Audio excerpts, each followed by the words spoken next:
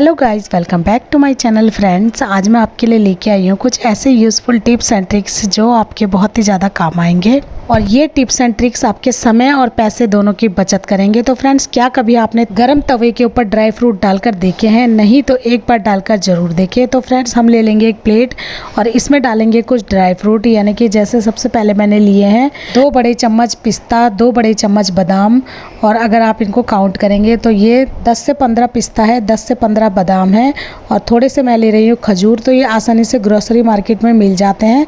तो मेरे पास ये अभी इतने ही बचे हैं, तो 2-3 खजूर मैंने ले लिए हैं। साथ में एक छोटी कटोरी मखाना भी हम ले लेंगे और अब साथ में ऐड करेंगे 4 से 5 हरी इलायची। और अब हम क्या करेंगे, पिस्ता और खजूर को छील लेंगे, यानी कि सीड इनके हमें अलग करने हैं। तो फ्रेंड्स, पिस्ता हमें यहाँ पे प्लेन लेने हैं, बिना सॉल्टेड लेने हैं। तो दोनों को हम छील लेंगे, यहाँ से इनके सीड हम निकाल लेंगे।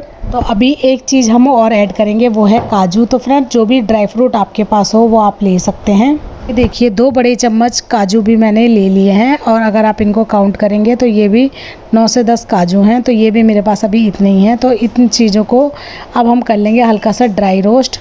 कि इनको रोस्ट करने के बाद इनको हमें पीसना है, इनका पाउडर बनाना है, क्योंकि एक बहुत ही हेल्दी रेसिपी मैं आपके साथ शेयर कर रही हूँ।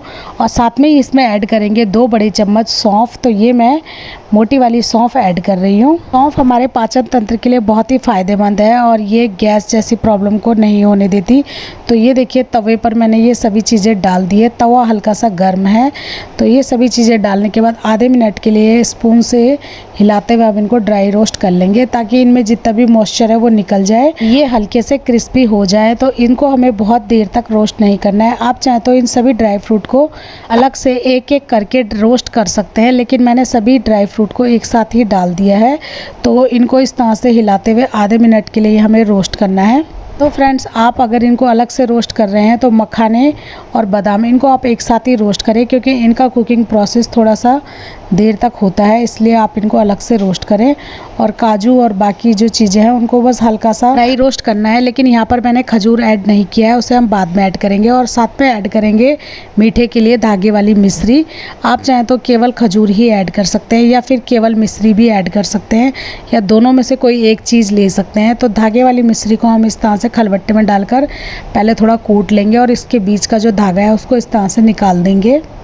कूटने के बाद ये छोटे छोटे पीसेस में हो जाता है और इसको भी हम अपने बाकी ड्राई फ्रूट के साथ मिला लेंगे और अब इसको हम करेंगे ग्राइंड। तो ये देखिए सभी रोस्ट की हुई चीज़ों को मैंने मिक्सी के जार के अंदर डाल दिया है और इसको हम पीस लेंगे।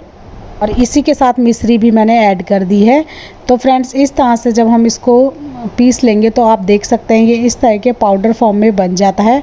तो अब इस टाइम पे हम इसके अंदर खजूर भी ऐड कर लेंगे। आप चाहें तो यहाँ पर मीठा भी चेक कर सकते हैं कि आपको मीठा इसमें ज़्यादा रखना है या कम।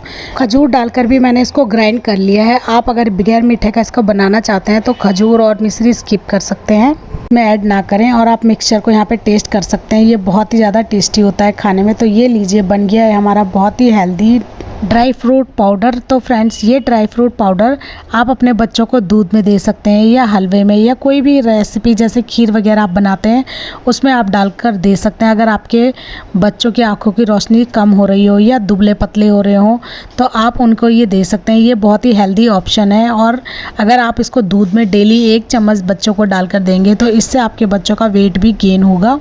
बहुत ही एनर्जेटिक आपका बच्चा महसूस करेगा, क्योंकि ये एनर्जी से भरपूर है। आपको तो पता ही है कि सारे ड्राई फ्रूट में इतने ज़्यादा पौष्टिक तत्व होते हैं, vitamin, mineral, protein, calcium, fibre, magnesium और आयरन जैसे कई पोषक तत्व इसमें पाए जाते हैं। ये हमारी हेल्थ के लिए बहुत बेनिफिशियल होते हैं। डायरेक्ट बच्चे इनको कंज्यूम नहीं करते। तो अगर आप इस तरह का पाउडर बना लेंगे और इसको इस तरह से छान कर रख लेंगे कि बड़े तो छिलके समेत ही इन्हें कंज्यूम कर सकते हैं, लेकिन बच्चे छिलके समेत इन्हें कंज्यूम नहीं करते।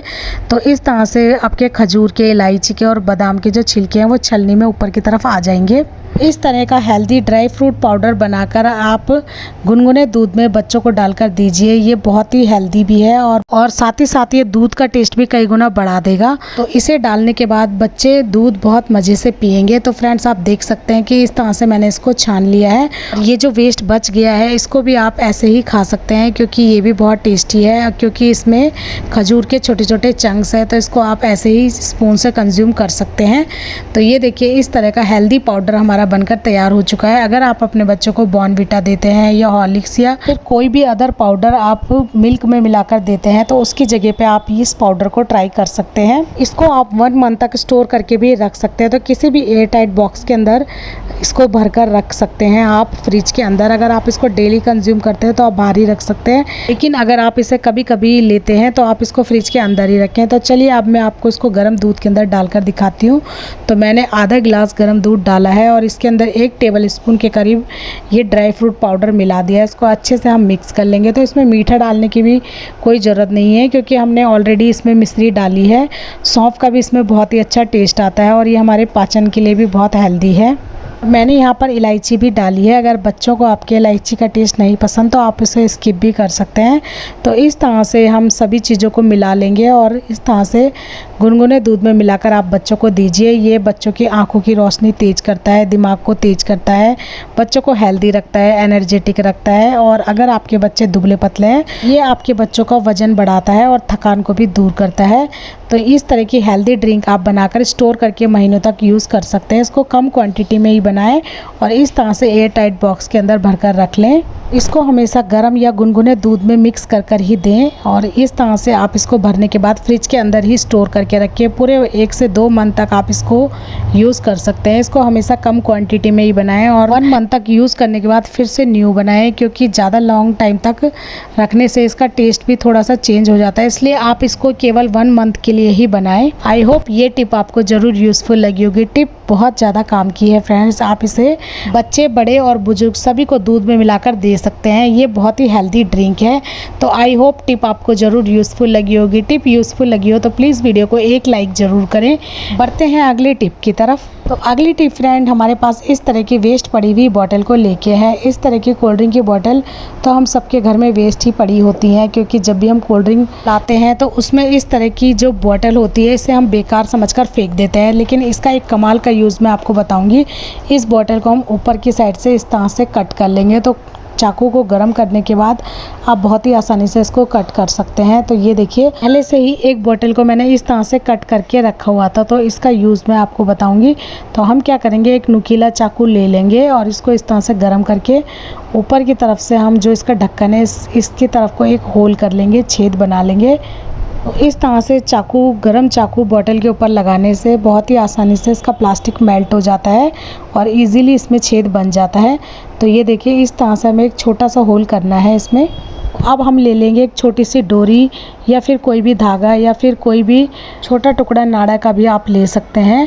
तो ये देखिए डोरी थोड़ी मजबूत होनी चाहिए। तो अब यहाँ पर मैं आपको यूज़ बताऊंगी एक स्क्रबर के ऊपर। तो ये जो स्टील का स्क्रबर होता है फ्रेंड्स, ये अक्सर बर्तन धोते वक्त हमारे हाथ पे लग जाता है, जिससे कि हमारे हाथ में चोट लग जाती है और घाव बन जाता है। लेकिन इस ट्रिक से आप बहुत ही आसानी से इस स्टील के स्क्रबर से बर्तनों को स्क्रब कर सकते हैं। इस डोरी को हम डालेंगे इस बॉटल के ढक्कन के अंदर। तो इस कटी हुई बोतल के अंदर से हम इस डोरी को डालेंगे और ढक्कन के ऊपर से निकाल लेंगे और ढक्कन के ऊपर से हम इस डोरी को खींच लेंगे, जिससे कि हमारा स्क्रबर इस बोतल के नीचे की तरफ फिक्स हो जाएगा और ऊपर की तरफ से हम इसमें एक टाइटली गांठ लगा देंगे डोरी के ऊपर। और तो हमारा जो स्क्रबर है इस बोतल के अंदर ही अच्छे से फिक्स हो गया है।